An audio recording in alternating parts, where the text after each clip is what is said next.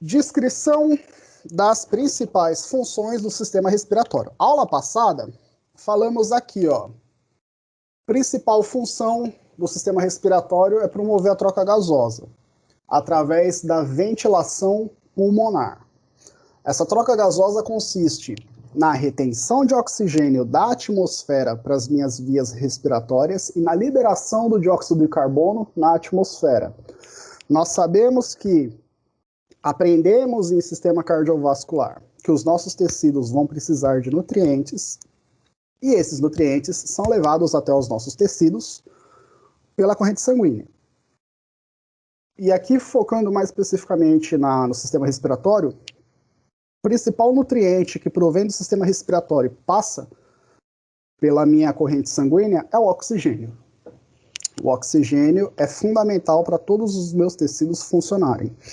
E assim como nós que jantamos o nosso rango, depois vamos no banheiro fazer o nosso cocôzinho, as nossas células também fazem o rango delas para poder produzir energia, produzir o ATP para elas poderem funcionar, e depois elas fazem o cocôzinho delas. Dentre os cocôzinhos que a célula faz, chamados catabólitos, que são substâncias que sobram do metabolismo, um desses catabólitos é o gás dióxido de carbono.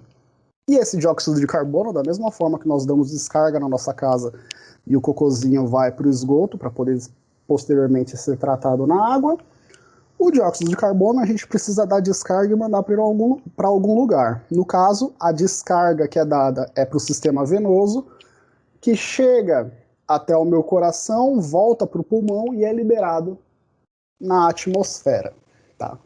Então eu preciso fazer esse trampo no sistema respiratório. Pegar oxigênio da atmosfera, colocar na corrente sanguínea, para a corrente sanguínea levar até os tecidos, o tecido pega o oxigênio, faz a sua nutrição, a sua respiração celular, libera dióxido de carbono percorre o sistema venoso, chega até o coração, do coração para o pulmão, do pulmão para a atmosfera.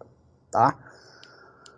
Quando eu puxo o ar na intenção de acumular oxigênio nas minhas vias respiratórias, eu estou fazendo inspiração, e quando eu libero o ar, liberando em sua grande maioria dióxido de carbono, eu faço a expiração. Como principais funções, para entendermos bonitinho como vai funcionar o trajeto dos gases nas minhas vias respiratórias, para daí eu fazer a troca gasosa com o sangue, eu preciso primeiro observar as principais estruturas do meu sistema respiratório. Então, os gases vão entrar pelo meu nariz, né, mais especificamente a narina, essa cavidade nasal, a abertura da minha cavidade nasal. O gás passa pela minha cavidade nasal para ter a primeira filtragem de elementos sólidos presentes no ar, para que eu possa ter o aquecimento desse ar, para que ele esteja em temperatura compatível com o meu sistema respiratório. Esse ar desce pela minha faringe, pela minha laringe, passa pela minha traqueia, e da traqueia ele bifurca, ele se divide em estruturas chamadas brônquios. Tá? Estruturas dentro do meu pulmão que vão ter a mesma função das artérias e das veias. Vão direcionar os gases até os alvéolos. O alvéolo, eu acho que eu tenho uma foto aqui mostrando o alvéolo, mais para frente eu mostro. O alvéolo é a menor estrutura do meu sistema respiratório e é o alvéolo que vai fazer a troca gasosa, que vai pegar o oxigênio, colocar na minha corrente sanguínea e vai reter o dióxido de carbono para eliminar na atmosfera, tá? Só que aqui eu estou falando do meu nariz, da minha boca, da minha faringe, da minha laringe, traqueia, do meu pulmão, dos brônquios e dos alvéolos dentro do pulmão. São só essas estruturas que trabalham na respiração? Não. Eu tenho outros músculos acessórios presentes na minha coluna cervical, presentes na minha caixa torácica, presentes no meu abdômen, que vão trabalhar a mecânica de expansão e retração da caixa torácica, consequentemente atuando na inspiração e na expiração.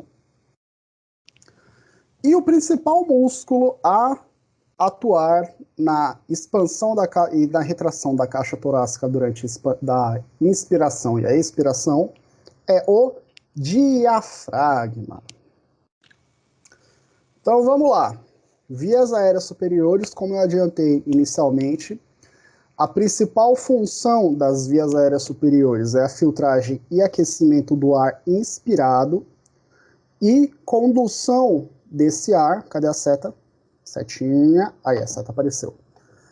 Eu vou fazer a filtragem do ar nas vias aéreas superiores. Eu vou fazer o aquecimento desse ar e conduzir o ar para as vias aéreas inferiores, tá?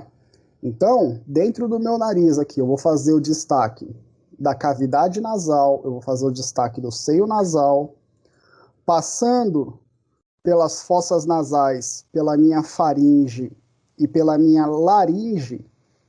Antes de entrar na laringe, descendo pela faringe, eu vou encontrar essas estruturas aqui, ó.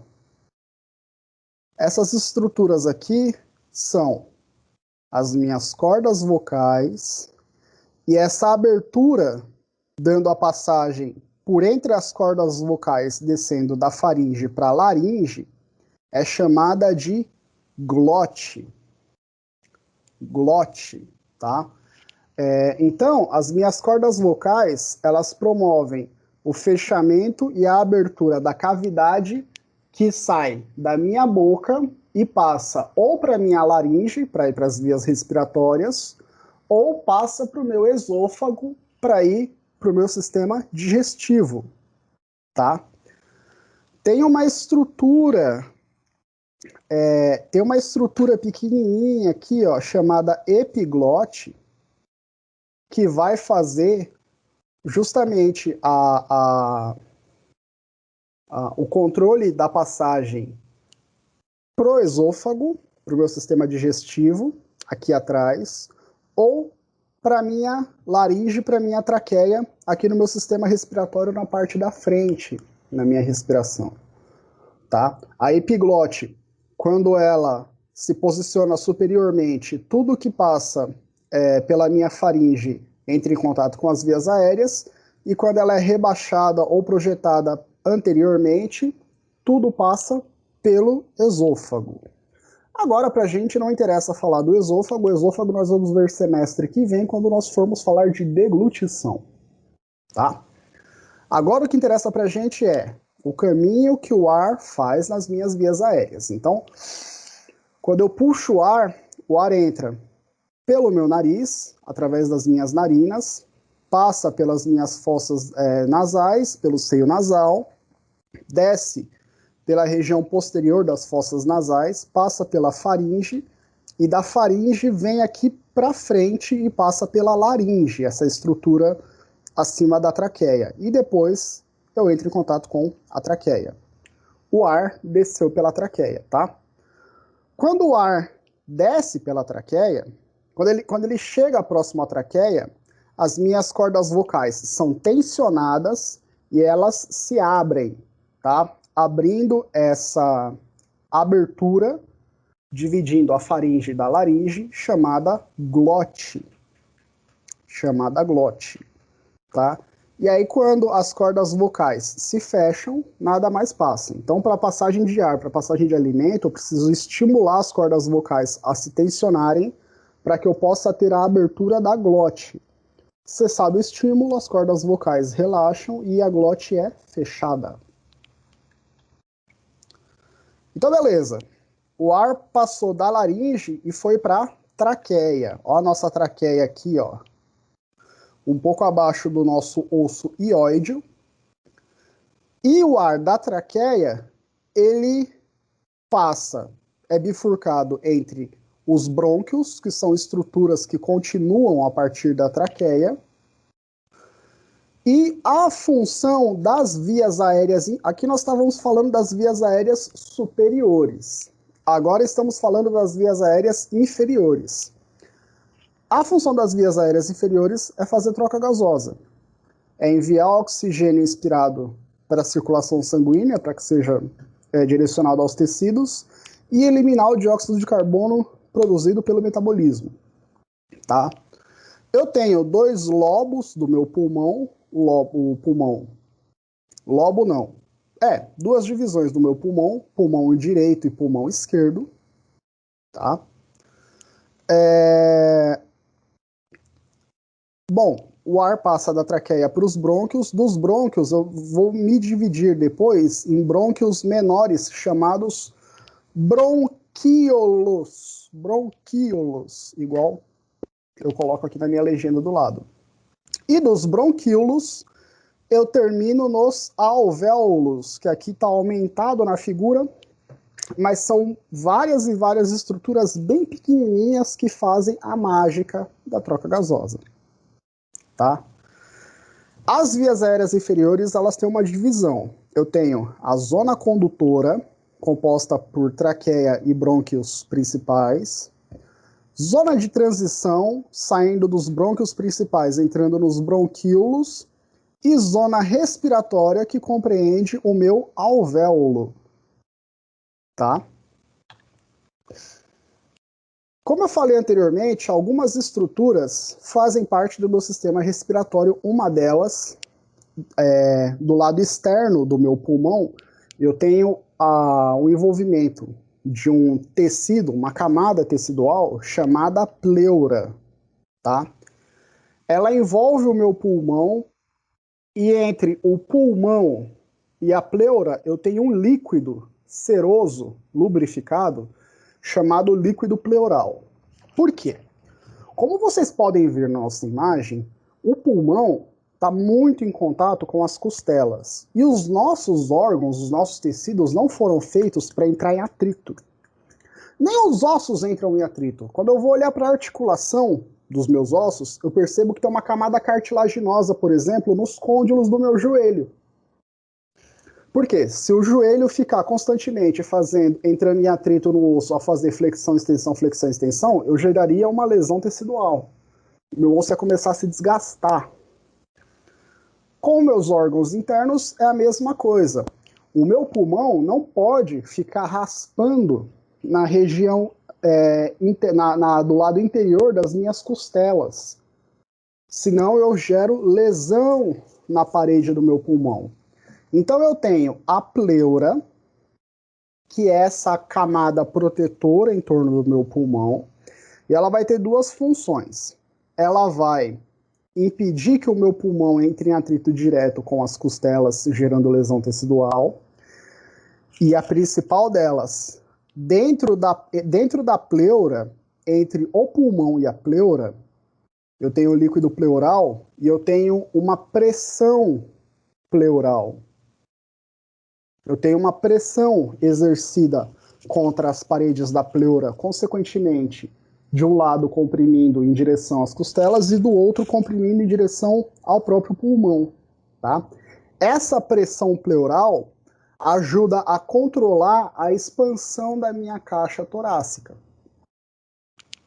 Junto das costelas, junto dos músculos torácicos e abdominais, a pleura ela contribui para auxiliar na expansão e na retração da minha caixa torácica, mais especificamente na expansão e na retração do meu pulmão.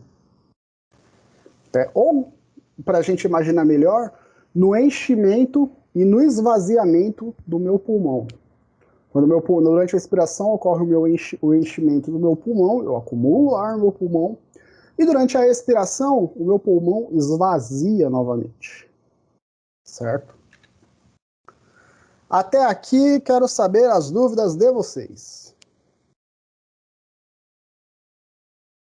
Professor, não é bem uma dúvida sobre isso. Eu vi, tipo, uma matéria que tem pessoas que têm, tipo, uns pelinhos no pulmão e têm dificuldade de respirar. Era alguma coisa assim. Pelinho no pulmão e dificuldade de respirar?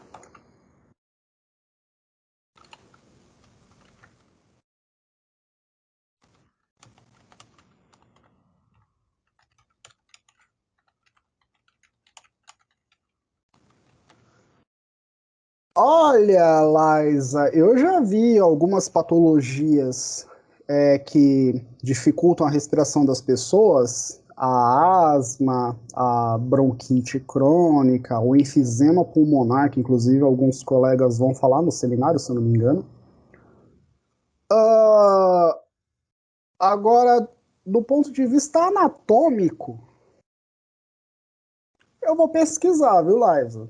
Eu vou pesquisar e vou tentar encontrar alguma informação para a gente conversar na quarta-feira, porque agora eu não estou lembrando de nenhuma patologia. A área de pneumologia não é a minha área principal de estudo, então ele acaba saindo um pouco daquilo que a gente conversa na fisiologia humana.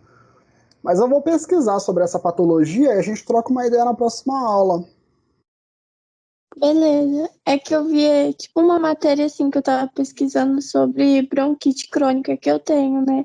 Aí eu vi Hum, uma matéria assim, aí eu fiquei curiosa, mas era um trechinho só falando.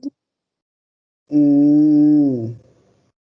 Não, eu vou dar uma pesquisada. Eu vou dar uma pesquisada nesse assunto e a gente troca uma ideia, porque deve ser alguma alteraçãozinha anatômica, enfim. Mas eu vou dar uma pesquisada para não falar nada errado, para não falar besteira também, né? Melhor a gente ficar quieto do que falar coisas erradas. E aí eu trago para você na próxima aula, certo? Beleza. Quer dizer, a gente na aula tem que participar e falar com aquilo que a gente sabe do jeito que a gente sabe, igual eu sempre falo. Eu, na hora que eu vou passar a informação para vocês, tenho que passar a informação mais correta possível. Senão, senão eu ensino vocês errado. Não dá.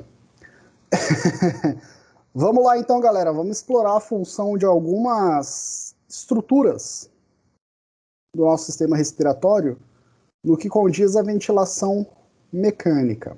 A primeira delas é o diafragma, tá? O diafragma, ele vai atuar na expansão e na contração da minha caixa torácica. Expansão durante a inspiração e contração, retração da caixa torácica durante a expiração, tá? Como assim? O diafragma é um músculo como qualquer outro. Quando o diafragma contrai, ele projeta o ápice, a região superior do músculo diafragma, inferiormente, para baixo.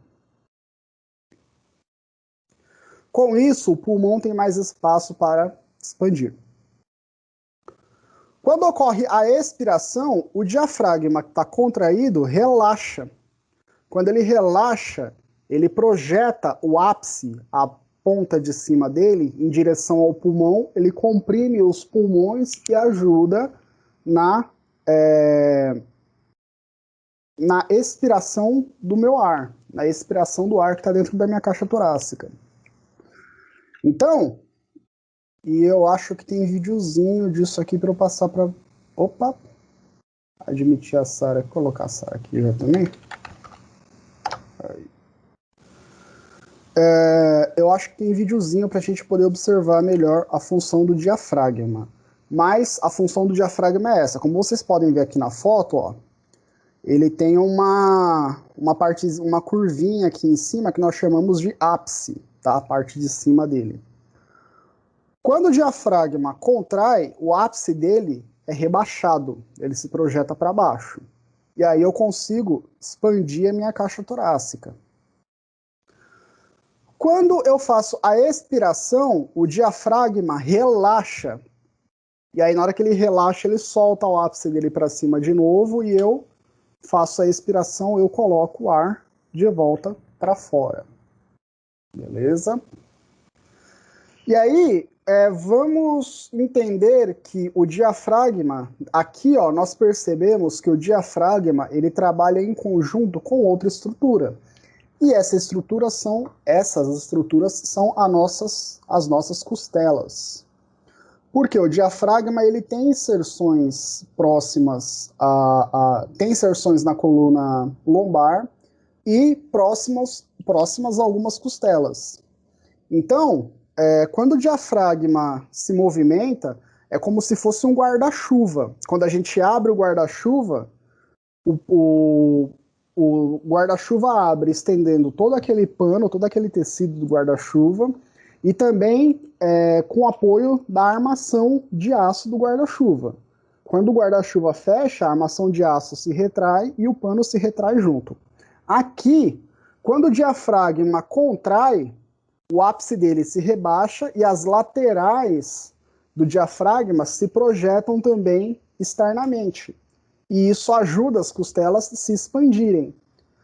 Quando o diafragma relaxa, ele traciona as costelas junto consigo e as costelas contraem ou as costelas se retraem na caixa torácica, fazendo a redução do espaço da caixa torácica. Tá? Ó, o termo correto é: durante a inspiração ocorre a elevação das minhas costelas por ação dos músculos intercostais, mas também principalmente por ajuda do diafragma. Quando o diafragma se contrai, ele rebaixa o ápice, ele abre toda a lateral dele e ele ajuda a expandir as costelas. As costelas se elevam. Quando o diafragma relaxa, as costelas são deprimidas. Elas se retraem na caixa torácica. E agora é a hora que eu invoco ele, o videozinho. Deixe-me achá-lo. Vou achar aqui e vou passar o videozinho, porque com o videozinho fica tudo mais fácil, tudo mais colorido na nossa vida. Cardiovascular. Aqui, ó, respiratório, ó. Mecânica básica da respiração. Ah, tem um de mecânica da respiração, então da função do diafragma. Legal, já todo mundo numa talagada só.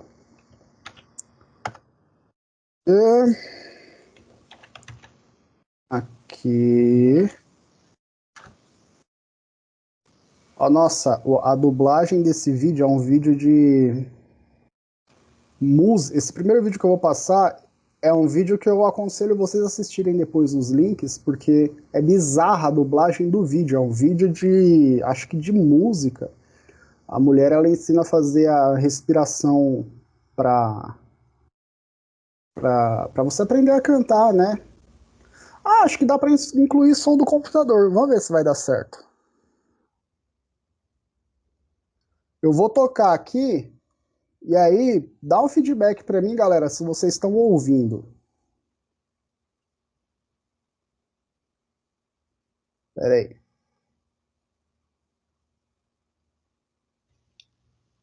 The primary muscle of respiration is the diaphragm. The diaphragm is a thin, dome-shaped Tá saindo som aí? layer of muscle and tendon. Sim. Beleza, então. Então, antes de ver a função do diafragma, eu vou apresentar esse primeiro vídeo falando sobre a mecânica básica da respiração. E aí eu quero compartilhar com vocês essa dublagem bizarra que a mulher faz, só que é muito didática, a gente aprende bonitinho como funciona. Olha lá. Respiração. O ar deverá entrar pela boca e pelo nariz, passando pela faringe, laringe, traqueia e brônquios, enchendo os pulmões.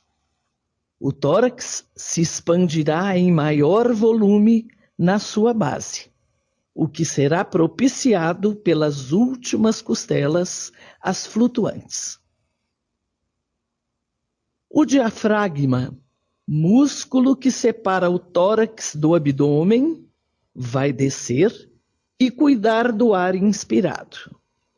É preciso fazer uma pressão para baixo e todo o abdômen sofrerá uma tensão. Seguramos este ar, que estará oxigenando nosso sangue por alguns segundos. Com a pressão muscular mantida no diafragma e o cuidado, iremos permitir a saída do ar mantendo a pressão até que os pulmões se esvaziem. Fala pra mim se não dá medo dessa dublagem.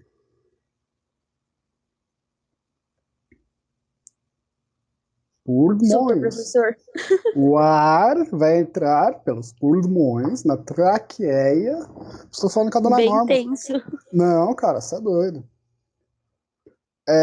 Vamos lá, então.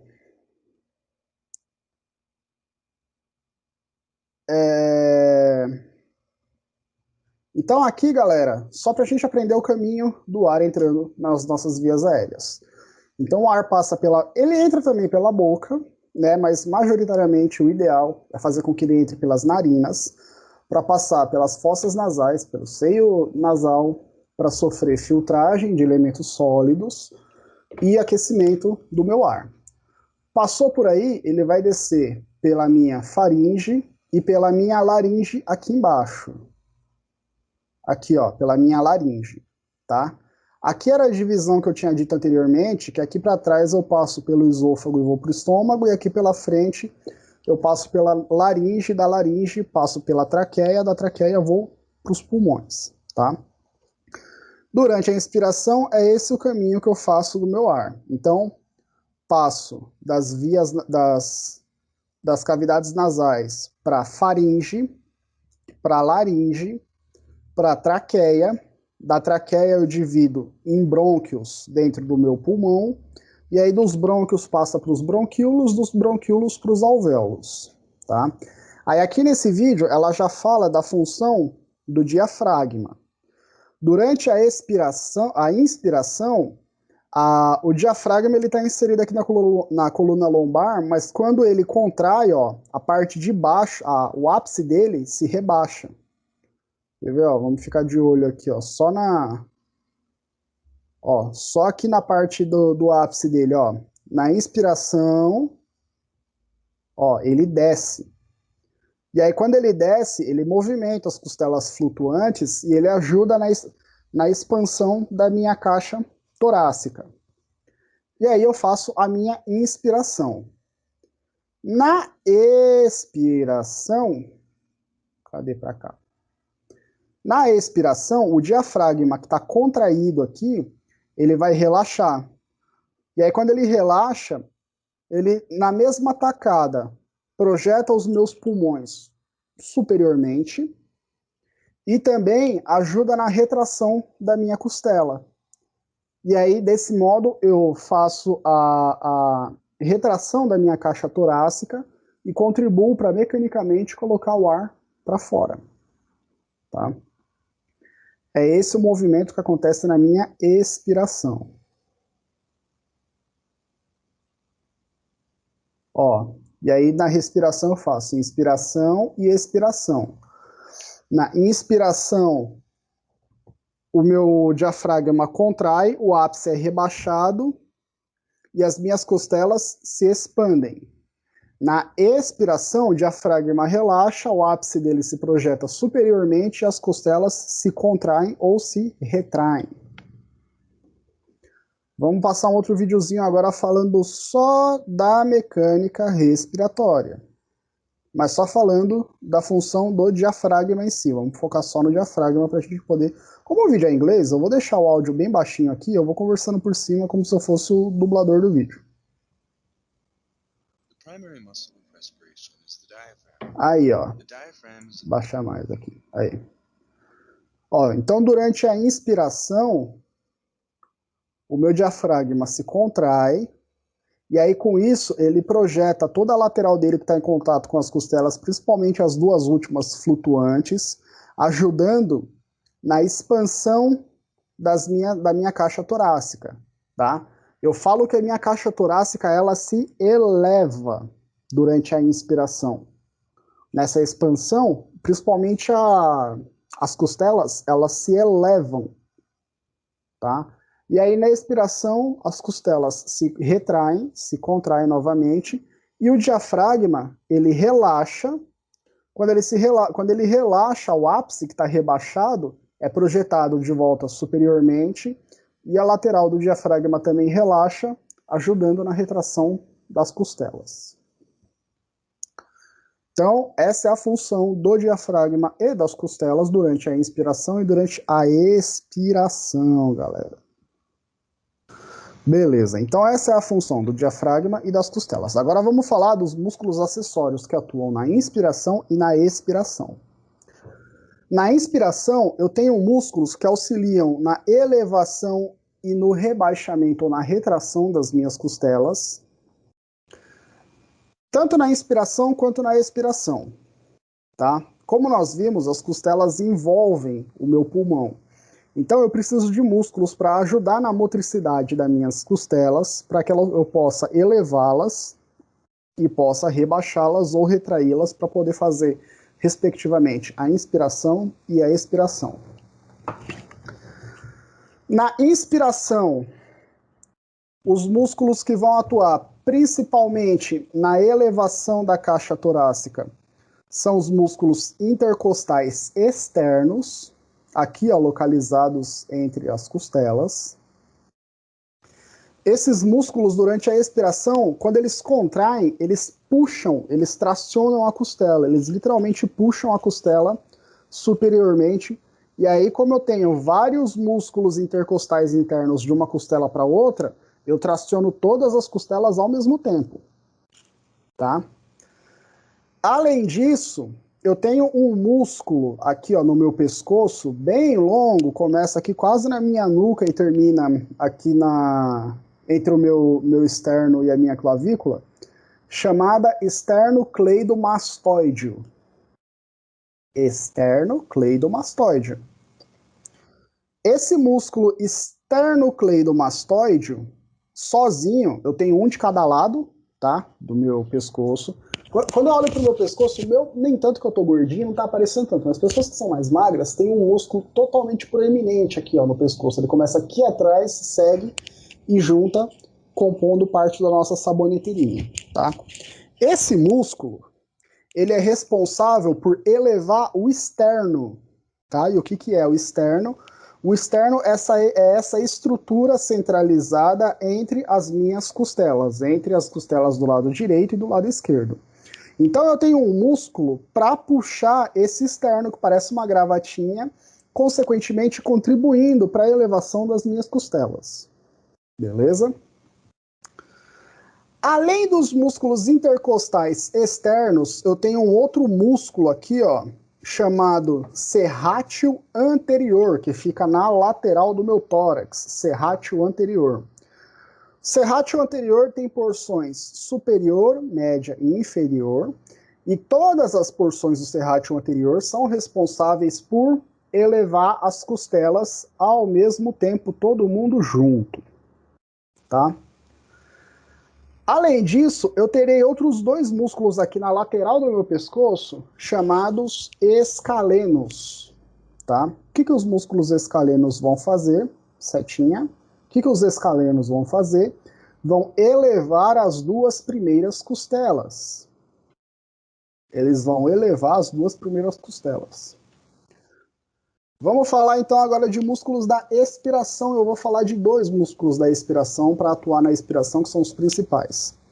Se eu tenho intercostais externos que ajudam a fazer a inspiração, na expiração eu obrigatoriamente terei que ter os músculos intercostais internos. O externo ajuda na inspiração e o interno ajuda na expiração.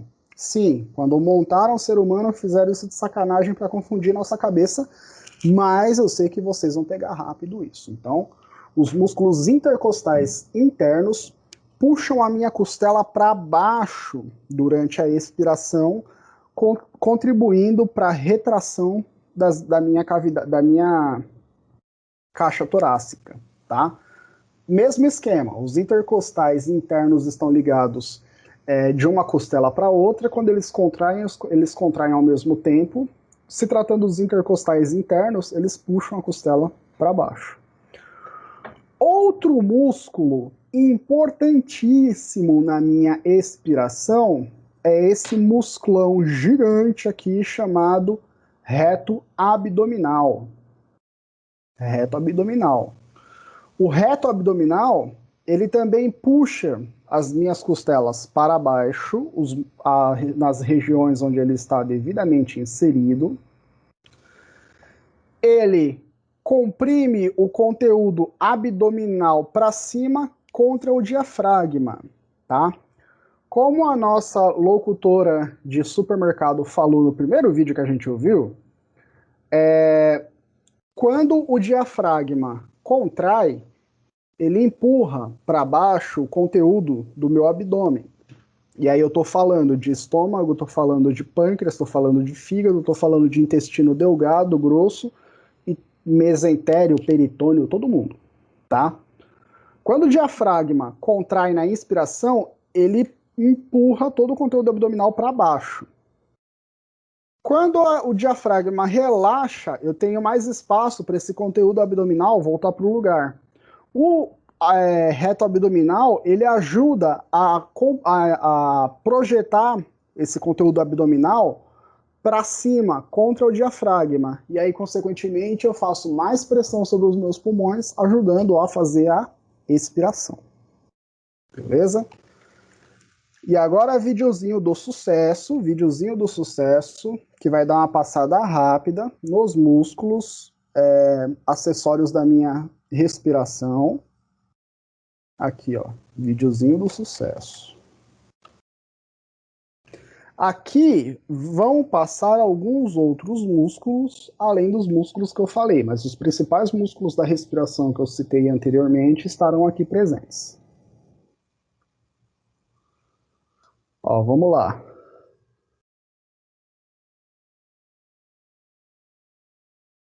Ó, aqui, ó, pulando aqui embaixo igual louco, estamos vendo o nosso diafragma. Esse bonequinho é um pouco frenético, tá? Mas justamente eu tenho os músculos destacados para que eu possa observar melhor a função desses músculos. Então, vamos olhar aqui para baixo para observar a função do nosso diafragma. Ó, na inspiração ele contrai, projeta o ápice para baixo e ajuda na expansão das minhas costelas e abre espaço para os meus pulmões também se expandirem na expiração. E na expiração ele relaxa, empurrando os meus pulmões para cima, ajudando na expiração. Tá? Ó, aqui, ó, os músculos escalenos inseridos nas duas primeiras costelas, tá? Quando eu faço a inspiração, esses músculos contraem e ajudam a elevar as duas primeiras costelas. Tá? Ó, o esternocleidomastoide, que é aquele musclão que eu falei que nós temos aqui passando no nosso pescoço, quando ele contrai, ele traciona o externo. E aí, ao tracionar o externo, ele contribui para tracionar a minha caixa torácica, ajudando na sua expansão. Então, aqui em cima eu tenho o esternocleidomastoide e tenho os escalenos tracionando, consequentemente, o externo e as duas primeiras costelas para a expansão, para a elevação das minhas costelas e expansão da minha caixa torácica.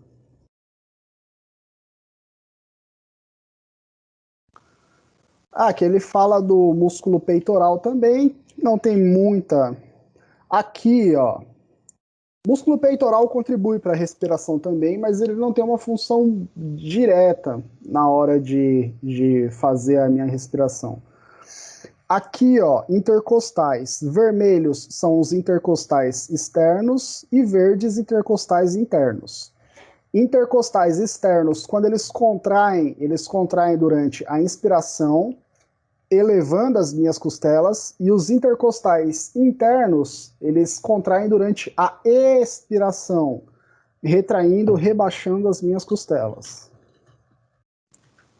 Inspiração, expiração, inspiração, expiração. Ó, função do diafragma, mais uma vez. Latíssimo do dorso também, atuando nas últimas 3 costelas. Ó, Opa! Passou ali rapidão, passou rapidão. Vamos recuperar a imagem, me dá imagens. Aqui, ó. O músculo serrátil também, quando ele contrai, ele ajuda na elevação das costelas durante a inspiração. Aí vai ter os posteriores da coluna, músculos levantadores da costela na região posterior, também tem sua função, mas não são os principais. E aqui não mostrou também, mas temos a função, temos o músculo abdominal, que durante a expiração vai tracionar o meu abdômen. Durante a expiração, ele vai contrair meu abdômen superiormente contra o diafragma para que eu possa fazer a expiração. E esse é um canal legal de anatomia com o Rogério Godes, é um canal antigo já, mas é um canal legal. Não sei se é a indicação desse canal, estou indicando este canal aqui. Agora vamos entrar numa parte complexa do assunto. Não pode estar tudo tranquilo, tudo bem por muito tempo, eu tenho que complicar com alguma coisa, eu vou complicar aqui. Quando nós falamos de ventilação pulmonar, agora, até então nós tínhamos visto as estruturas anatômicas trabalhando e atuando para gerar ventilação pulmonar. Agora vamos começar a entrar um pouco mais na fisiologia da ventilação pulmonar, tá? Quando eu falo de respiração, eu tenho que ter em mente que assim, a minha troca gasosa, ela vai acontecer essencialmente por diferença de pressão. O estímulo que faz o ar sair ou entrar, esse estímulo acontece por diferença de pressão. O ar que está nos meus pulmões contendo dióxido de carbono, ele vai para a atmosfera por diferença de pressão e o oxigênio vem da atmosfera para o meu corpo por diferença de pressão, tá? Aqui, na troca gasosa, os gases eles vão se locomover de uma maneira parecida como a água se locomove no processo de osmose, do meio de maior concentração para o meio de menor concentração. Os gases trabalham da mesma forma. Só que aqui eu vou falar de gradiente de pressão. Gradiente de pressão, tá? Então,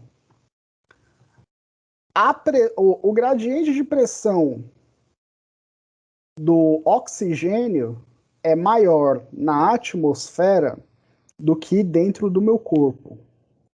A tendência do oxigênio é sair da atmosfera para o meu corpo. O gradiente de pressão de dióxido de carbono é maior no meu corpo que na atmosfera. Nós produzimos mais dióxido de carbono no nosso corpo do que tem presente na atmosfera. Então, sempre sai de onde tem mais para onde tem menos. Oxigênio tem mais na atmosfera que no meu corpo, vai vir da atmosfera para o meu corpo. Dióxido de carbono tem mais no meu corpo que na atmosfera, sai do meu corpo e vai para a atmosfera. Beleza? E aí, assim, se tratando de diferença de pressão, além do trabalho muscular que nós vimos nos músculos da inspiração e da expiração, o comportamento do pulmão, da pleura e dos alvéolos também acontece por diferença de pressão. Tá? E essa diferença de pressão atua de maneiras diferentes na inspiração e na expiração. Beleza?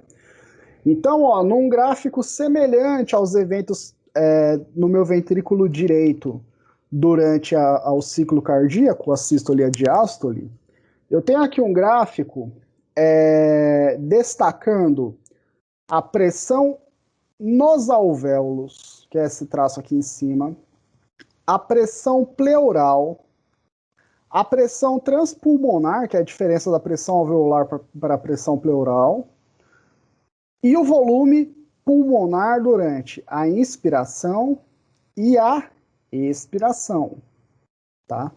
Vamos definir então pressão pleural. A pressão pleural é a pressão interna dentro da pleura, dentro daquele tecido que eu mostrei anteriormente.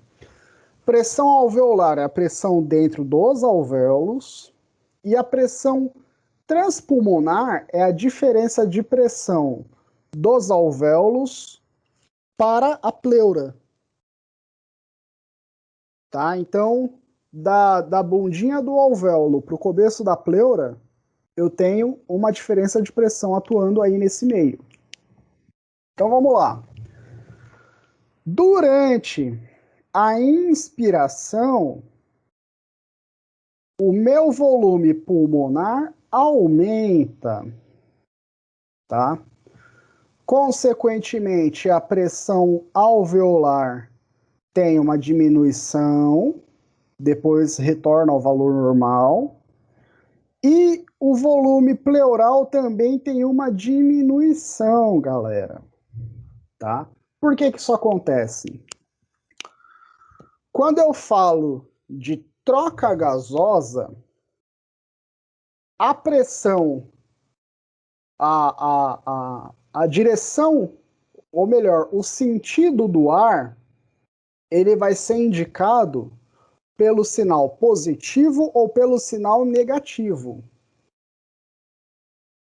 Se eu vejo em uma estrutura que a pressão diminui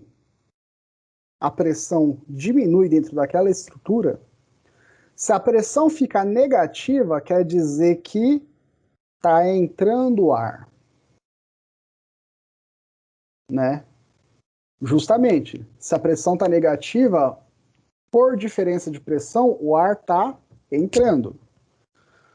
E se a pressão fica positiva, o ar está saindo da pessoa. O ar está saindo dessa pessoa. Então vamos lá. Durante a inspiração, eu tendo a aumentar o fluxo de ar dentro dos meus pulmões, dentro do meu sistema respiratório.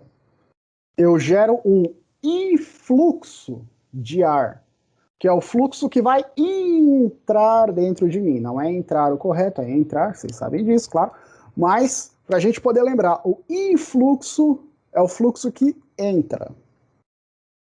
E na expiração ocorre o efluxo, que é o fluxo que sai. Então, quando eu tenho um influxo de ar nas minhas vias aéreas, o volume de ar aumenta e para o ar entrar, eu tenho que diminuir a pressão nos meus alvéolos, né, para receber esse ar. E eu também tenho que diminuir a pressão dentro da pleura. Como assim diminuir a pressão dentro da pleura? Como o meu pulmão vai precisar se expandir, o espaço dentro da pleura precisa diminuir para ter mais espaço para o pulmão se expandir. Certo? Então, no pulmão, as pressões que movimentam o ar são pressão negativa no alvéolo, pressão negativa não, redução de pressão no alvéolo e redução de pressão na pleura, porque a pressão na pleura é constantemente negativa. No alvéolo eu tenho uma variação de negativo e positivo, mas é uma variação pequena. Na pleura é sempre negativa, então vamos tratar por redução e aumento. Redução de pressão alveolar, para receber o ar da atmosfera para a minha via aérea. E como todos os alvéolos no meu pulmão vão estar recebendo o ar, vão estar se expandindo, redução na pressão pleural, porque se os meus alvéolos estão se expandindo, o meu pulmão precisa acompanhar essa expansão. Ele precisa se expandir também para caber mais ar dentro dele. Então, logo, a pleura, que separa o pulmão da minha cavidade torácica, ela diminui o tamanho dela. Na expiração, se a pressão negativa indica que está havendo influxo de ar, a pressão positiva está colocando o ar para fora. Então, a pressão alveolar, ela aumenta momentaneamente, depois volta para zero, para eu poder colocar o ar para fora. E a pressão pleural, já que a pressão dentro do alvéolo está aumentando, o alvéolo ele está reduzindo o seu tamanho, porque eu estou colocando o ar para fora, a pleura também tem que acompanhar esse movimento para reduzir o espaço ocupado pelo pulmão e ajudar a colocar o ar para fora. Então, a pressão na pleura, que estava mais baixa, aumenta novamente. Aumenta a pressão na pleura, aumenta a pressão alveolar, eu coloco o ar para fora, o volume de ar cai. Beleza?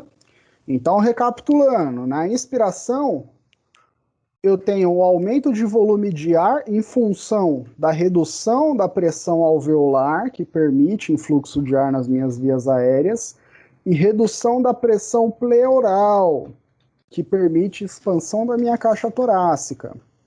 Na expiração, eu aumento a pressão pleural para contrair a minha caixa torácica novamente, aumento a pressão dos alvéolos para expulsar o ar da minha respiração, o volume de ar dentro dos meus pulmões que estava alto, cai.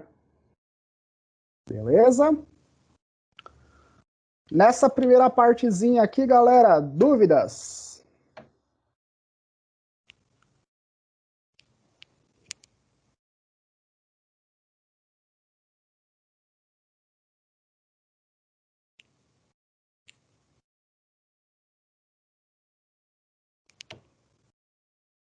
Continuamos, então. Complacência pulmonar, galera. Complacência pulmonar. Vamos imaginar uma cena estranhíssima, mas plausível, por que não? Vamos imaginar que eu retire o meu pulmão da minha caixa torácica. Retirei. Eu vou pegar o pulmão, vou colocar no meu varal, vou pendurar aqui no varalzinho e vai ficar o meu pulmão. E eu vou plugar um tubo de ar dentro do meu pulmão. Por quê? Eu quero ver o tanto que o meu pulmão consegue se expandir jogando ar dentro dele antes dele explodir, antes dele estourar. Tá? Então, eu retiro o pulmão da caixa torácica, prendo num varal, prendo um tubo de ar nesse pulmão e começo a encher o pulmão de ar. O pulmão isolado, tem uma capacidade de expansão de 200 ml de ar para cada centímetro de água de pressão. Como assim? Para eu falar de complacência pulmonar, para eu falar do quanto o meu pulmão consegue se expandir e se expandir quando ele se enche de ar, da mesma forma que o sangue dentro da artéria ou dentro da veia faz pressão na artéria, ou seja, ele faz uma força empurrando contra a parede da artéria e da veia, o ar, que também é uma matéria no nosso universo, ele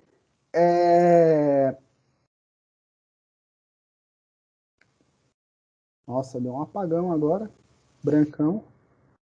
Voltei. É que eu pisei no negócio no chão, achei que era um bicho. Aí eu esqueci o que eu tava falando. Pois bem. Eu tava falando de pressão dentro do pulmão. Na artéria, o sangue faz pressão dentro do vaso, certo? Quando ele passa pelo vaso, ele entra em contato com o vaso, entra em atrito com o vaso, e ele faz força na direção da parede do vaso, empurrando a parede do vaso. Quando eu coloco ar dentro do pulmão, o pulmão também é uma matéria, ele também vai entrar em contato com a parede. O ar também é o pulmão também é uma matéria. Mas o ar, ele também é matéria, ele vai entrar em contato com o pulmão e ele vai fazer força contra a parede do meu pulmão, a parede interna do meu pulmão. Tá? Então, mais especificamente, o ar ele vai entrar e ele vai ficar em contato com os alvéolos. E aí a expansão dos alvéolos aumenta a pressão dentro do pulmão. Então o ar vai empurrar a parede do alvéolo para ele poder entrar. É igual o metrô, para a galera que está atrás dele poder entrar também, vai todo mundo tentando entrar ali, eu empurro as paredes dos meus alvéolos, o meu alvéolo se expande. Todos os alvéolos se expandindo junto ao mesmo tempo, a pressão dentro do meu pulmão aumenta, tá? Isso eu estou falando para a gente entender complacência pulmonar, que é comportar uma quantidade de ar mediante ao aumento da pressão do ar dentro das vias aéreas. Então, quando o ar passa pelas vias aéreas, ele exerce pressão. Quanto mais ar eu coloco, maior é a pressão dentro das vias aéreas.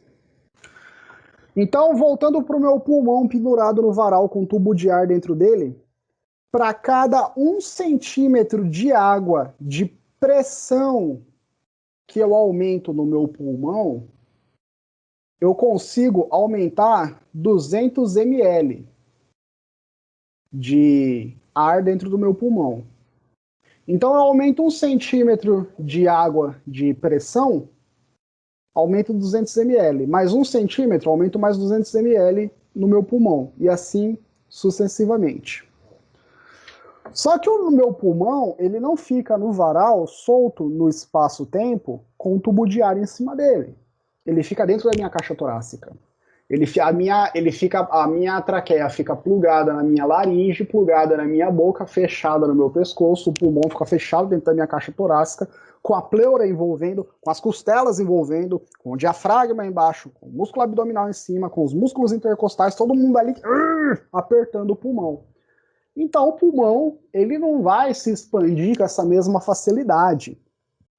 Dentro da caixa torácica, a complacência do pulmão diminui. Se era de 200 ml para cada 1 centímetro de água que ele aumenta, na caixa torácica, ele aumenta 110 ml de ar para cada 1 centímetro de água aumentado. Tá? Mas, professor, isso se reflete em quanto de ar que cabe no meu pulmão todo, professor? Todo o sistema respiratório. A gente vai ver daqui a pouco, tá? Só que eu tô falando essa parte aqui em cima para a gente poder saber que o meu pulmão tem uma complacência, ou seja, ele comporta uma quantidade bem maior de ar solto no espaço-tempo, e dentro da minha caixa torácica, ele comporta uma quantidade de ar menor por limitação das estruturas anatômicas que envolvem esse pulmão.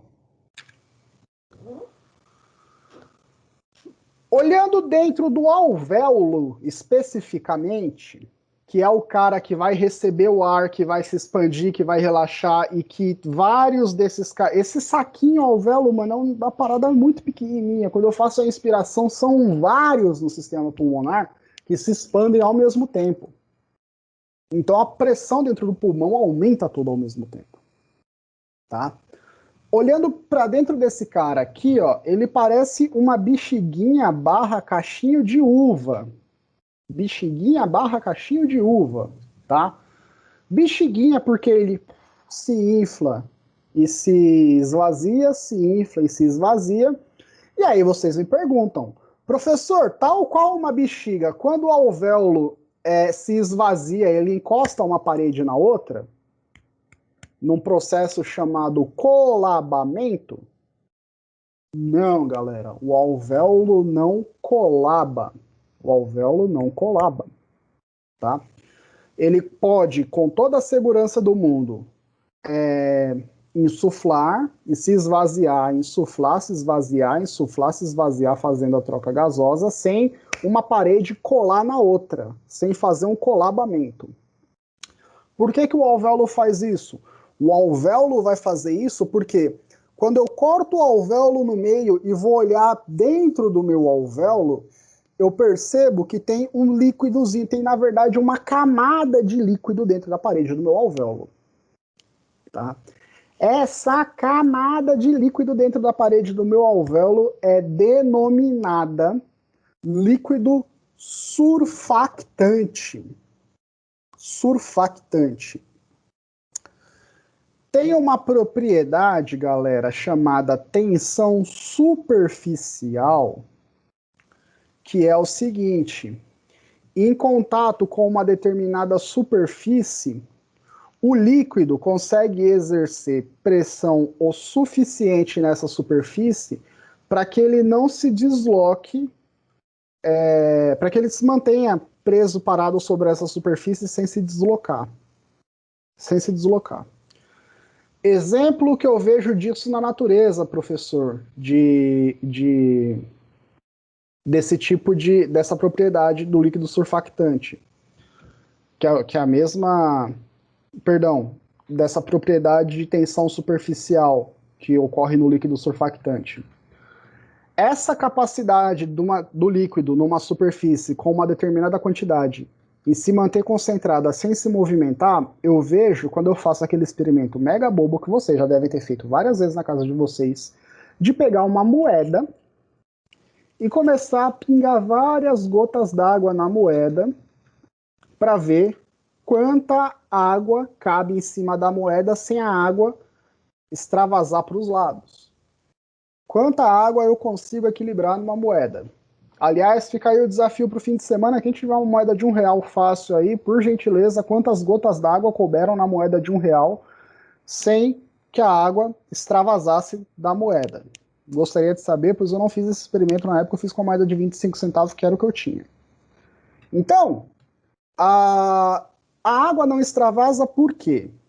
Porque sob a ação da pressão atmosférica e levando em consideração a massa da água, a água consegue se manter concentrada por tensão superficial em cima da moeda. Quando eu vou olhar pro alvéolo, toda vez que o alvéolo esvazia, o líquido surfactante impede que a parede dos alvéolos entre em contato diretamente. As paredes, elas ficam irritantemente perto uma das outras, mas elas não se tocam.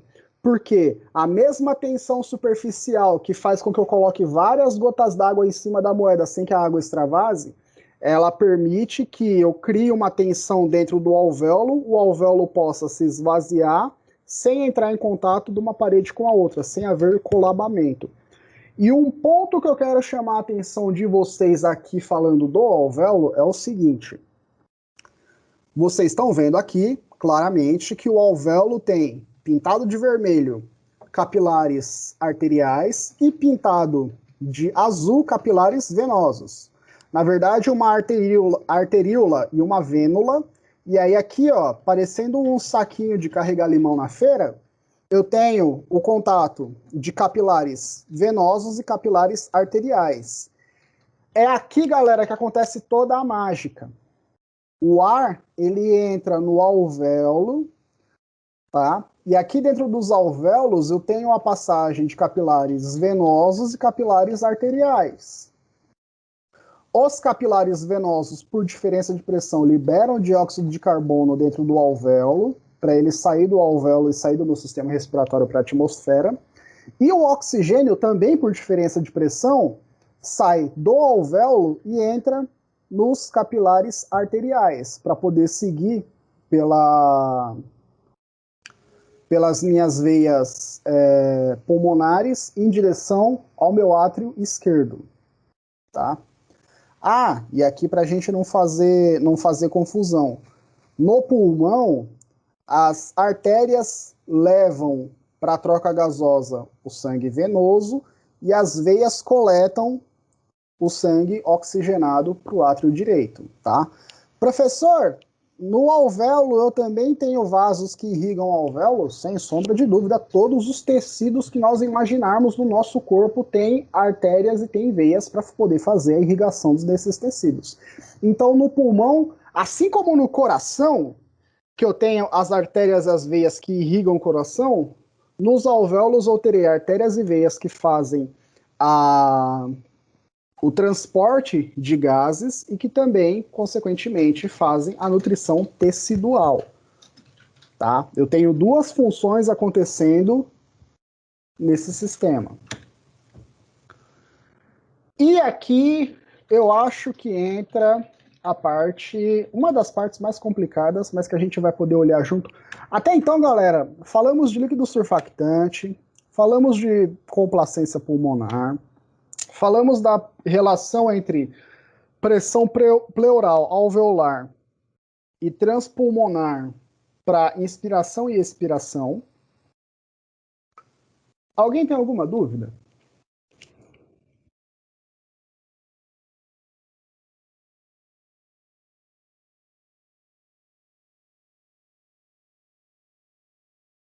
Nope?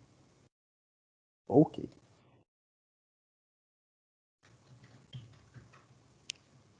Se vocês estiverem entendendo realmente, eu acredito que estão, fico muito feliz, porque esse tema é muito complexo.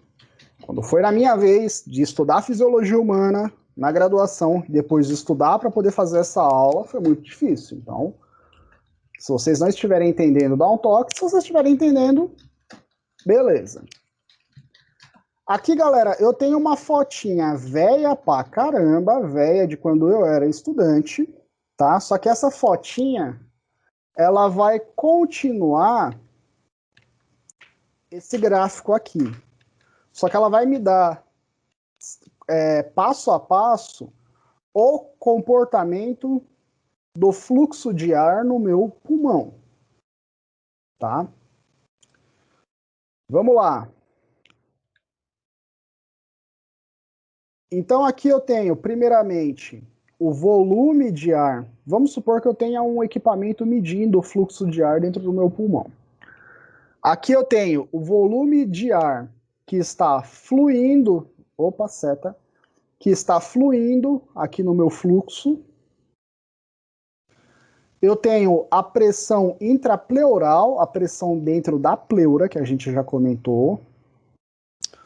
O fluxo sanguíneo, o fluxo de ar. Aqui eu tenho a quantidade de ar que está passando e aqui eu tenho o comportamento do fluxo. E eu tenho pressão alveolar. Lembra que eu falei que para eu saber o sentido do fluxo de ar, eu preciso saber se ele está positivo ou está negativo? De modo que, se o fluxo estiver negativo, o ar está adentrando as minhas vias aéreas, e se o fluxo estiver positivo, o ar está saindo pelas minhas vias aéreas. Eu comentei isso alguns minutos atrás. Pois bem, durante a inspiração, eu puxo o ar para as minhas vias respiratórias. Vamos pedir a participação do amigo internauta. Gabriele, você tá fácil aí no microfone, Gabriele?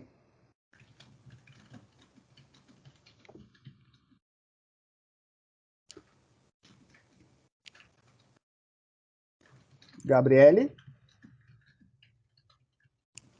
Gabriele não apareceu. Guilherme?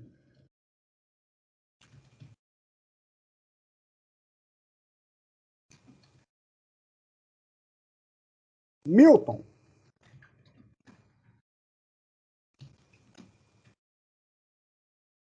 Alguém fala comigo!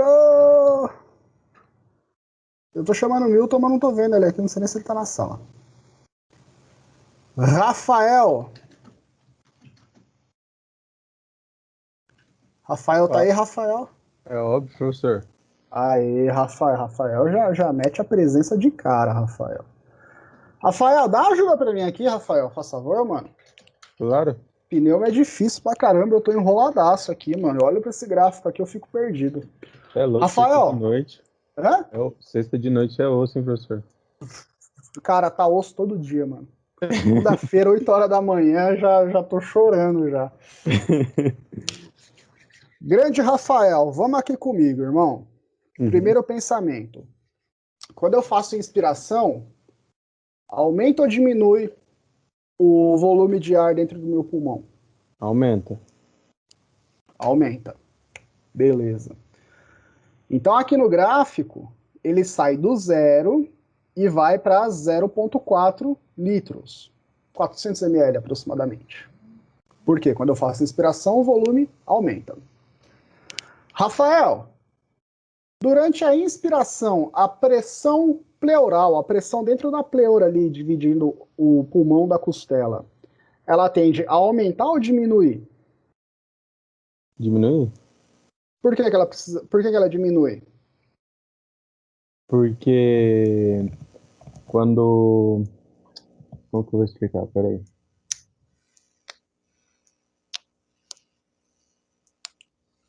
Por causa do aumento, né? Por causa do aumento da expiração. Quando você puxa, aumenta o volume e daí vai precisar de espaço.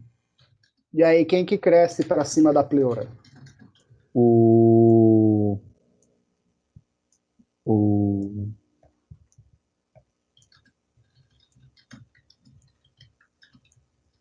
O... Pulmão.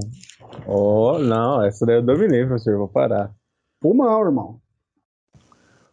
A pressão pleural precisa diminuir porque o pulmão está expandindo, né? Só que antes do pulmão expandir, vamos olhar aqui, ó, para o fluxo, que ainda não é o nosso fluxo do funk, ainda que a gente está de pandemia, mas é um fluxo ainda assim.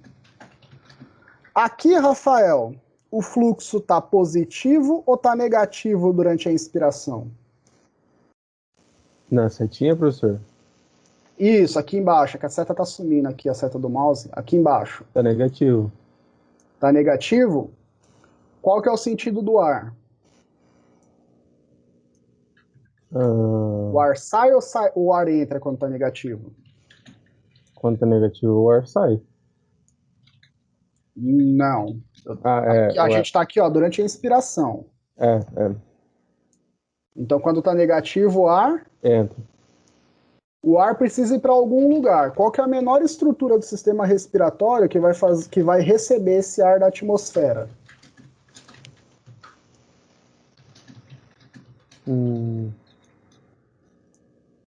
A bexiguinha lá que a gente estava falando agora há pouco.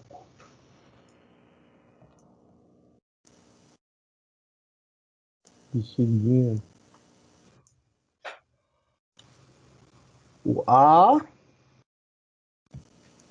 Não vou saber, professor. Isso eu não vou saber de verdade. Alvéolo. Alvéolo. Aqui, ó. Nosso grande alvéolo. Alvéolo. Tá? Se o fluxo está entrando, quando eu olho no gráfico, ele está com valor negativo. Dentro do alvéolo, a pressão... A pressão... Quando tá positiva ou tá negativa? No alvéolo, tá negativa? Tá negativa, logicamente. A pressão dentro do alvéolo tem que ficar negativa para ela dar o sentido do fluxo, que é negativo, entrada de ar durante inspiração. Então aqui, ó, você já viu, aqui você já falou para mim, então, que na inspiração, o volume de ar na minha via respiratória, segundo o que você me passou, aumenta.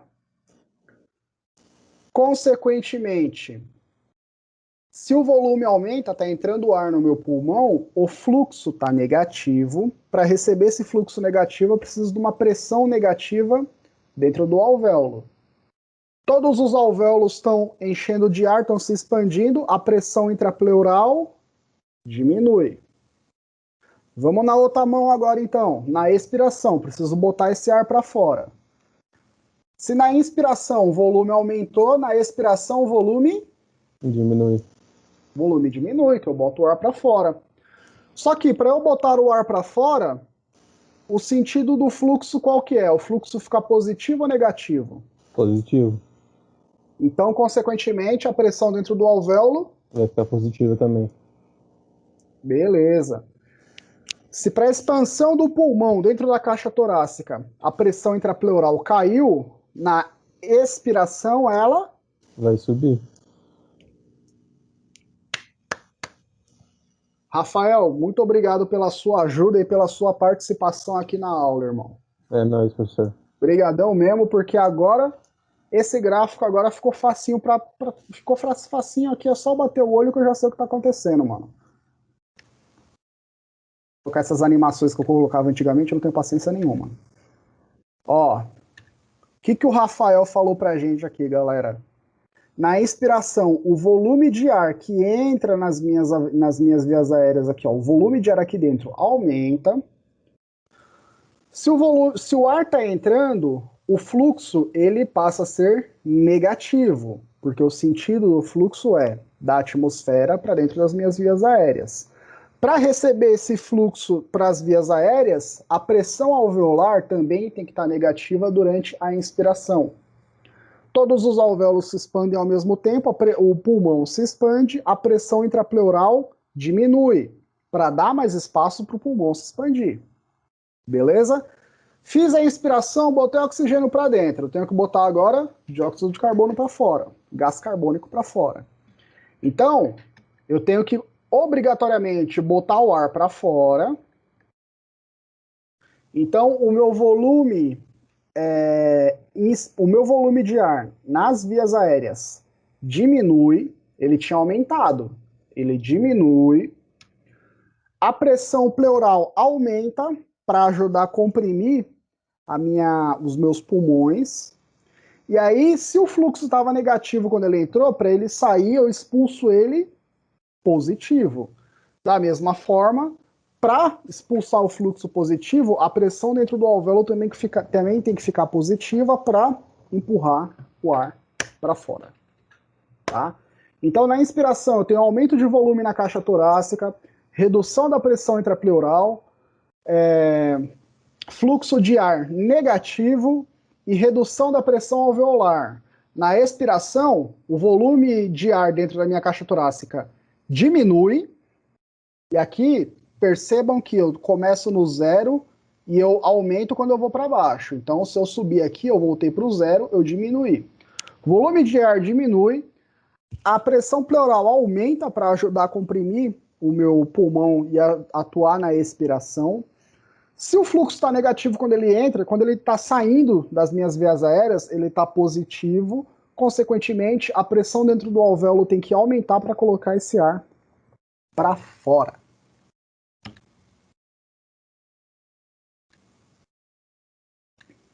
Dúvidas, galera? Caiu o microfone, perdão. Não, professor. Top. Top. Aí sim, nenhuma. Então, galera, agora nós vamos aprender os volumes e capacidades pulmonares.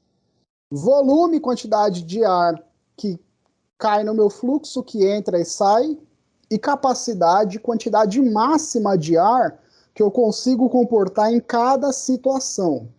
Então, volume, eu estou falando da quantidade de ar que está passando, viajando pelo meu pulmão em cada situação, e capacidade, a quantidade de ar comportada pelo meu pulmão em cada situação. Eu faço inspiração e eu faço expiração. Inspiração e expiração. Aqui, trocando uma ideia com vocês, para a gente poder ter a nossa aula, eu não estou fazendo não estou precisando, pelo menos, fazer uma inspiração forçada e nem uma expiração forçada. Inspiração forçada é aquela inspiração que eu vou puxar o máximo de ar que eu conseguir para dentro das vias aéreas, e expiração eu vou colocar o máximo de ar para fora que eu conseguir. Beleza? Então, aqui de boa, sem puxar o máximo e sem colocar o máximo para fora, eu estou falando de volume corrente. Eu estou falando do volume de ar na minha respiração normal. E acreditem, na respiração normal de vocês, durante a inspiração ou a expiração, trocando uma ideia aqui de boa, esperando dar o tempo já para pedir o iFood, ou então para pedir um negocinho para nós tomar aqui quando a gente for cestar, tá fluindo 500 ml de ar nas vias aéreas de vocês. Tá? Então, agora, mais uma vez, não tinha ninguém prestando atenção na respiração, tá todo mundo prestando atenção na respiração, lembrando que tá inspirando e expirando. Para cada inspiração curtinha, normal, sem fazer força, 500 ml de ar para dentro. Para cada expiração curtinha, normal, sem força, conversando, 500 ml de ar para fora. Então, o volume corrente é o volume de ar que flui na inspiração ou na expiração normal, e esse volume, tanto para um quanto para outro, é de 500 ml. Agora vamos falar de ignorância nessa casa. Volume reserva inspiratório.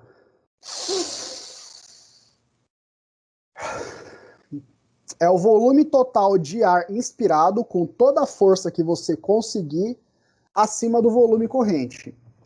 Então, quando eu estou trocando ideia aqui normal, não estou forçando nem a inspiração nem a expiração, eu estou no volume corrente. Inspiração forçada com toda a minha força acima do volume corrente, eu estou falando do volume reserva expiratório, da quantidade de ar que flui para as minhas vias aéreas em uma inspiração forçada com toda a minha força. E esse volume corresponde a 3.000 ml, ou 3 litros, tá? Eu vou tratar tudo por ml para evitar confusão, porque vai voltar para 500 ml, tudo para fazer muita bagunça na nossa cabeça. Mas, volume reserva inspiratório, quando eu puxo o ar com toda a minha força, eu coloco 3 litros de ar para dentro, flui 3 litros de ar para dentro do meu pulmão. E o contrário também ocorre. Volume reserva expiratório, quando eu coloco com força todo o volume de ar presente nas minhas vias aéreas. Quando eu faço isso, eu coloco 110 ml de ar para fora. Então, volume reserva inspiratório, eu coloco 3 litros de ar para dentro, ou 3.000 ml de ar para dentro, e volume reserva expiratório, 1.100 ml de ar para fora. Tá? Pô, professor, eu coloquei 3 litros de ar para dentro, coloquei só 110 ml de ar para fora. E o restante? O restante é o seguinte, assim como o ventrículo não coloca todo o conteúdo de sangue durante a sístole no volume sistólico, o sistema respiratório, quando eu faço expiração forçada, não coloca todo o conteúdo de ar para fora também, fica um arzinho ali residual sobrando. O ar que ficou ali na parte de baixo, ali que não deu tempo de chegar na parte de cima das vias aéreas. Esse ar que permanece nos meus pulmões após eu fazer a expiração forçada com toda a minha força possível é o volume residual e ele corresponde a 1.200 ml de ar presente no meu pulmão, tá? Então percebam, se eu fizer uma inspiração forçada, eu coloco 3 litros de ar para dentro, expiração forçada, 1.100 ml de ar para fora, fico aqui com o volume corrente de 500 ml na inspiração e na expiração normal, e dentro do meu pulmão ali de boa continuam 1.200 ml, mesmo após uma expiração forçada, tá? Então aqui eu estou falando de fluxo, eu estou falando da quantidade de ar que viaja na inspiração e na expiração, no volume corrente normal, na inspiração forçada, na expiração forçada e o volume residual que fica após a expiração forçada. Bora agora trocar uma ideia de capacidade. Capacidade. Aqui, ó, mais 4 minutinhos a gente fala de capacidade suave, que são as quantidades de ar que o meu pulmão consegue comportar em diferentes situações. Tá? Capacidade inspiratória, correspondente a 3.500 ml de ar. Quantidade de ar respirada a partir de uma expiração normal até uma inspiração forçada, fazendo a distensão total dos meus pulmões, tá? Ou seja, a capacidade inspiratória, ela corresponde aos fluxos do volume corrente mais o volume inspiratório forçado, tá? Então, tô aqui trocando uma ideia de boa e faço uma inspiração forçada, tá? A capacidade máxima para comportar de ar do meu pulmão nessa situação corresponde a 3.500 ml. Capacidade residual funcional. Quantidade de ar que eu consigo manter, uma quantidade máxima de ar que eu consigo manter nos meus pulmões após uma expiração forçada. Então, eu coloco 1.100, eu coloco um fluxo de 1.100 ml para fora e fico com mais 1.200 ml ali circulando. Na capacidade residual funcional, eu estou somando o volume respiratório, o volume expiratório forçado e o volume residual. Volume reserva, gente, estou falando respiratório. Volume reserva inspiratório e expiratório. Aqui em cima, capacidade inspiratória, volume corrente mais volume reserva inspiratório, que é aquele volume na inspiração total. Capacidade residual funcional, volume reserva expiratório mais o volume residual, corresponde a 2.300 ml, que é a quantidade de ar máxima que pode ficar no meu pulmão após uma expiração forçada. Capacidade vital, soma do volume corrente, volume reserva inspiratório e o volume reserva inspiratório e expiratório. Capacidade máxima de ar expirada após uma expiração máxima. Então, na capacidade vital, é a quantidade de ar que eu comporto, levando em consideração o fluxo do volume corrente, do volume suave, da inspiração forçada e da expiração forçada. Então, o volume corrente é o do fluxo normal. Na inspiração forçada, o volume reserva inspiratório e na expiração forçada, volume reserva expiratório. Então, somando o fluxo corrente mais o volume reserva inspiratório e o volume reserva expiratório, eu tenho a minha capacidade vital, que é a capacidade máxima de ar expirada após uma inspiração máxima. E aqui eu já estou levando para os extremos. Por fim, não menos importante, para a gente finalizar a nossa aula, capacidade pulmonar total. A capacidade pulmonar total corresponde ao volume máximo de expansão dos meus pulmões após o maior esforço inspiratório, tá? Somando o meu volume residual com a minha capacidade vital. Então, a capacidade vital mais o volume residual que ainda fica no meu pulmão corresponde à capacidade pulmonar total, o volume máximo de ar de expansão dos pulmões após esse esforço inspiratório máximo. Então aqui, galera, o que estava faltando? Eu tinha o volume... Aqui, ó, na capacidade pulmonar total, eu tenho todos os fluxos presentes. Fluxo do volume corrente, reserva inspiratório, expiratório e residual. Certo? Capacidade pulmonar total é a minha capacidade vital, que já soma volume corrente, reserva inspiratório, mais o volume residual. Ou seja, todo o fluxo de ar que pode fluir e caber dentro do meu pulmão está nesses 5.800 ml de ar. Então, respondendo a pergunta que eu fiz lá no meio da aula, professor, levando em consideração essa capacidade de complacência, para cada pressão de centímetro de água que eu aumento de ar no meu pulmão, eu aumento 110 ml de ar. Quanto de ar cabe no total, colocando a parada para quase explodir dentro da caixa torácica? Cabe 5 litros e 800 ml de ar.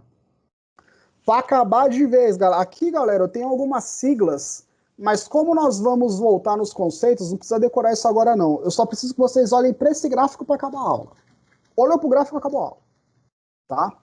Por quê? Aqui no gráfico eu tenho o comportamento da minha respiração. Tá? Eu tenho o comportamento da minha respiração. Aqui no meio, galera, eu tenho o meu volume corrente, que são aqueles 500 ml fluindo na umidade. E aí, De repente eu tenho volume reserva inspiratório. A partir do volume corrente, volume reserva inspiratório durante a minha inspiração forçada. Aqui para baixo, volume reserva expiratório durante a minha expiração forçada. E abaixo desse volume, o volume residual, que é aquele volume de ar do qual eu posso fazer a expiração que eu quiser, a expiração que for, que ele vai permanecer nos meus pulmões. Certo? E aí, levando em consideração a soma do volume reserva expiratório e do volume corrente, eu tenho aqui ó, a capacidade inspiratória. Capacidade inspiratória. Levando em consideração o volume expiratório e o volume residual, eu tenho a minha capacidade residual funcional presente. Levando em consideração volume reserva expiratório, volume corrente, volume reserva expiratório, capacidade vital, galera, somando esses 3 volumes. E somando esses 3 volumes da capacidade vital, mais o volume residual aqui, ó, todo o meu traço superior, capacidade pulmonar total. Olhei para esse gráfico, consegui visualizar certinho o que estava aqui em cada informação. É só olhar para esse gráfico, que esse gráfico resume o comportamento do fluxo e da capacidade pulmonar na minha inspiração e respiração suave, que é o volume corrente normal, e na inspiração forçada e na expiração forçada. Volume corrente mais inspiração forçada, volume corrente mais expiração forçada, inspiração mais expiração forçada, volume corrente mais volume residual inspiratório e expiratório, que eu somo a inspiração forçada e a expiração forçada, e o volume suave. Falando de boa, dando uma desacelerada, que já são 11 horas, a gente já passou do horário da nossa aula. Bora sextar, galera.